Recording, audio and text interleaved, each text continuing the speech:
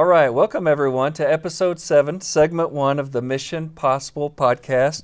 I'm Colby Ury. We have your host, Kelly Byersmith here, and a special guest, Steve Kirsch. Steve, welcome.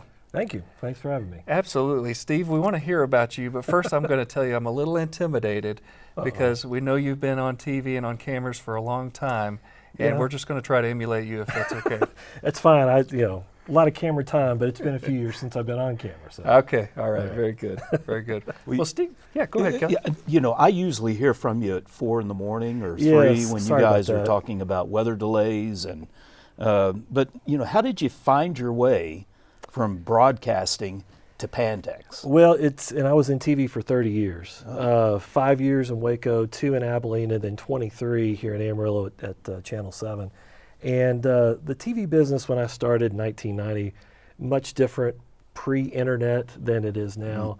And so I could kind of see the writing on the wall that TV is kind of following the same path as radio and newspaper, which is just times are changing. And so it was time to get out. Thankfully, there was an opening out here in the electromagnetics group and facility engineering, and that was right up my alley as far as watching the lightning detection systems and being part of a very important group there. So I was so happy that the door was open and I walked through it, and it's been great ever since. Been here for 5 years now.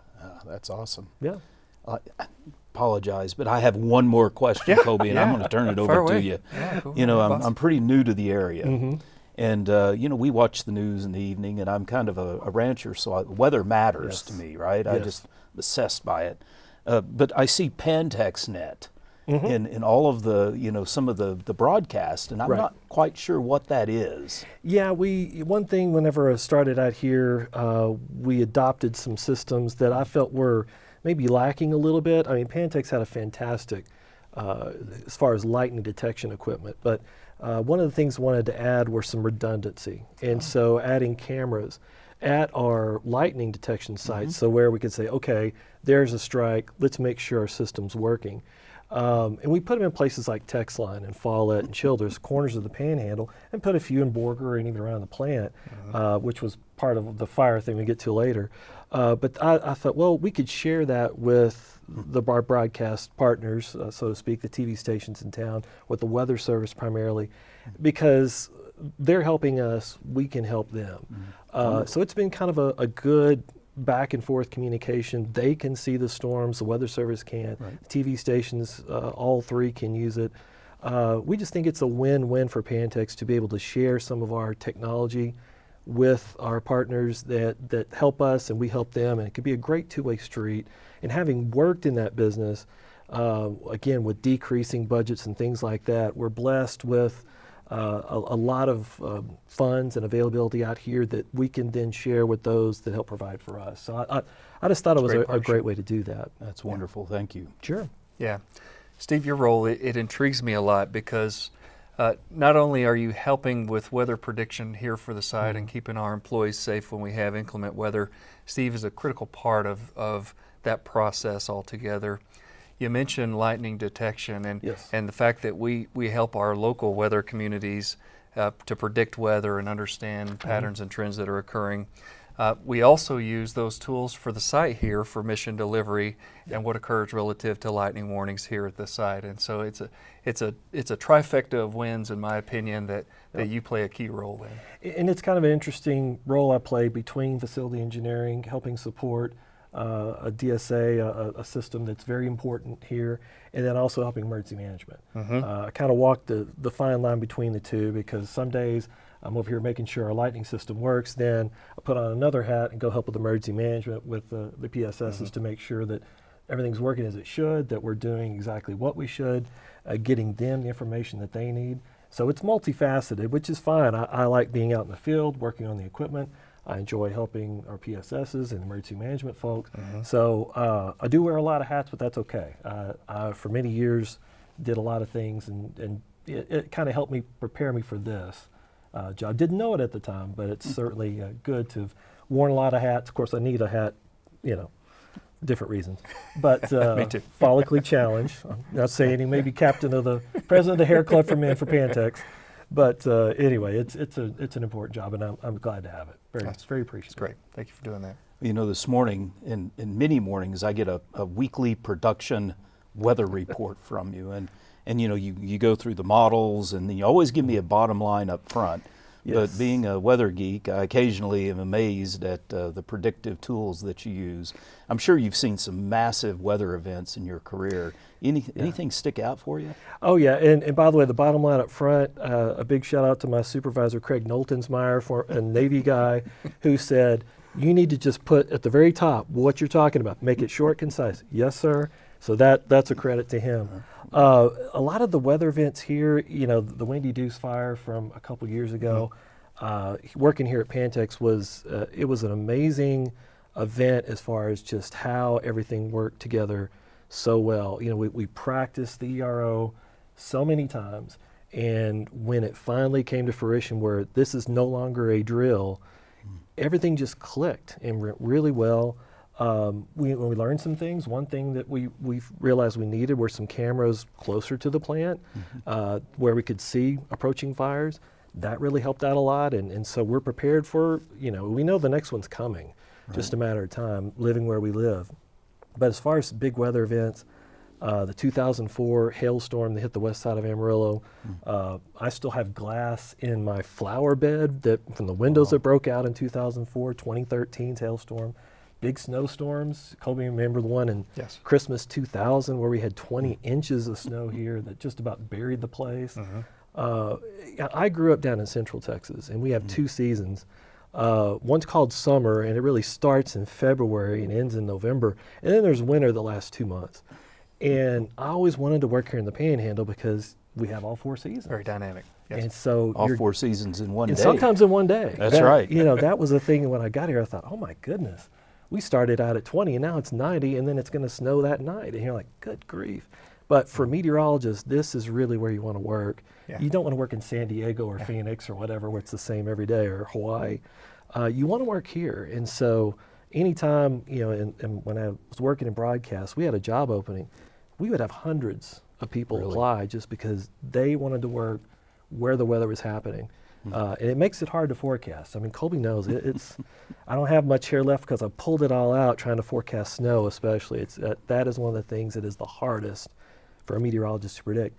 But, and I don't take that job lightly when it comes to predicting for 4,600 employees, knowing that your prediction, if it's wrong, can really get someone hurt. And unfortunately we saw that. And you know, it was painful seeing what happened that day, knowing, I should have done, what did I miss? You know, we've had so many causals going back over what things I could have done better. I missed the forecast. It was off by like a couple of hours, but that made a huge difference. So you go back and go, what could I have done better? And learn for the next time. Yeah, well, every day you help predict our production weather, helps our mission. Good. And you also help protect our employees. You help us make those calls that we need to make to keep people off the roads if it's not safe. And I've got to say, in my several months, 6 months here or so, it's the models have always been better than the models that we pull offline. So I thank you for that. Technology has come a long way in the weather business. It's still meteorology and economics are the two imperfect sciences left. I don't know that we're ever going to see the day where we can go, okay, at 4:30 it's going to rain, at 5 it's going to stop, it's going to be this, it's going to be that. There's too many variables. That's also why my wife has an economics degree. We're the imperfect couple. We joke about that all the time. But it's one of those things that, you know, especially here it's tough to predict. Technology's come a long way. We remember the 70s, 80s forecasts that were maybe 50% right. You know, now that accuracy is above 90% for a 24-hour forecast. And it's getting better. Never, again, it won't be perfect. But it's an interesting field that's always changing, and technology has helped a lot, really has. Excellent. Well, thank you so much for all you do, and appreciate you spending time with us today. And thanks for having me. For our Pantexans out there, you know, this is the guy that helps us stay safe coming and going to work, and we appreciate that. Thank you, sir. Thank you very Steve. much. Yeah, thanks for what you do. We're going to take a quick break, but first we'll share with you the StrikeNet app that was described and how Steve developed that. As the nation's primary assembly, disassembly, and life extension center for nuclear weapons, weather events at Pantex can impact both workers and production, so having access to real-time meteorological data across the entire region is paramount to everyone's safety. To address regional weather events, Pantex meteorologist Steve Kirsch is working with school districts and private landowners to refurbish and upgrade area-wide weather stations formerly maintained by a local TV station.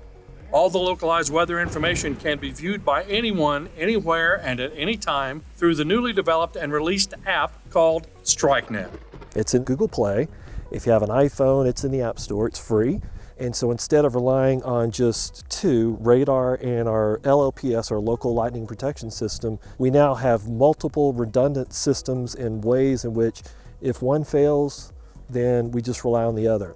There are 21 sites on the StrikeNet network right now, consisting of 12 schools, 3 homes, 1 business, and 5 ranches with weather stations. These sites include new weather and lightning detection software, providing real-time data on wind speed, temperature, rainfall, dew point, humidity, and lightning from each location. Homeowners, farmers, ranchers, and school districts are already using the network and its uniquely local weather data. The StrikeNet app has benefited Vega through the lightning detector. We can pull that app up really quickly when there's an approaching storm and just keep our kids safe, whether it be on the playground or at the football field. Lightning does cause wildfires out here, so it is nice knowing exactly just how far away these storms are. It doesn't rain often in this town, so when it does, people like to know exactly what's going on. With StrikeNet, Pantex has an additional lightning detection network that provides vital information to the plant, and the public is now able to reestablish a long-standing link to meteorological information that was previously severed. We're getting vital lightning information for our needs. What they're getting is vital information for their needs. And it's a way to give back to all these communities, to say Pantex cares. When we were unable to access that information that we greatly relied on, it was a breath of fresh air to get that back. Funding is pending for 10 more StrikeNet sites across the Panhandle. All right, welcome back to Episode 7, Segment 2 of the Mission Possible podcast. I'm Colby Urey, joined by Kelly Byersmith. We have another special guest for you here, Chris Campos. Chris is one of our security police officers in the Safeguards and Securities Division here at the site. Welcome, Chris. Glad to have you. Glad to be here. Thank you, sir. Yeah, you bet. You bet. Yeah, so Chris, we recently spent a month testing all of our systems with 50 people, 60 people here at any given time, and have probably concluded the most successful assessment I have ever seen in my 42-year career. And I think every one of our ProForce, our security professionals, need to be very, very proud of that.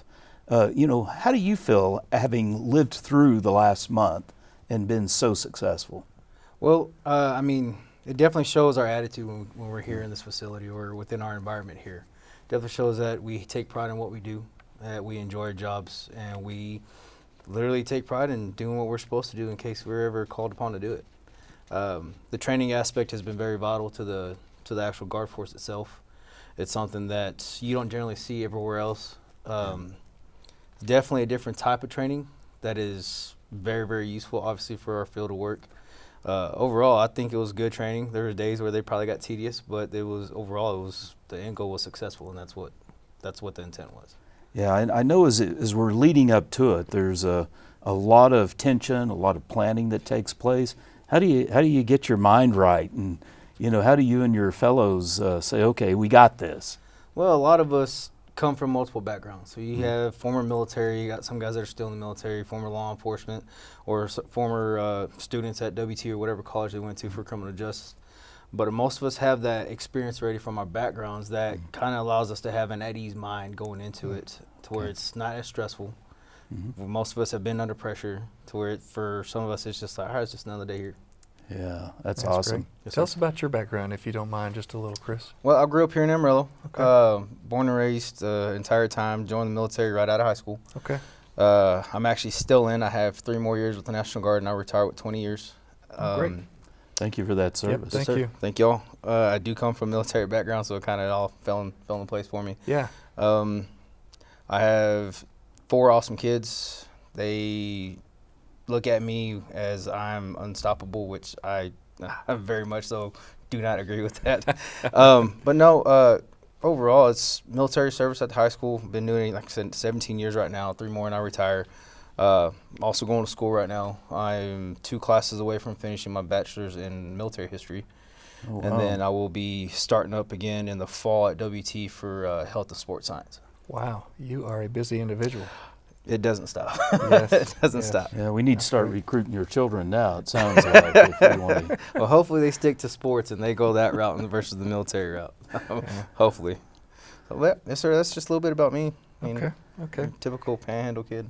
Yeah, well, that's great. The security organization, the work that you all do, I always have such an appreciation for it because you train hard, you work hard, you always have to be on point and observant and attentive to any change in circumstances. And you're training for the days or events that we hope don't ever come, but you always have to be ready. And I think that's tough. Yes, sir. I really appreciate everything you all do in that context, and I know Kelly does as well. Is there a favorite part of your job that you really just enjoy coming to and you just think, I can't wait to do this again? I would say there's 2 aspects to that. One is working with my team. I Yeah. really enjoy the team that I'm on. That's great. We have a great cohesion. We're like our own little family inside of here. Yeah. Even with, Spend a lot of time together. yes, very Yeah. much so.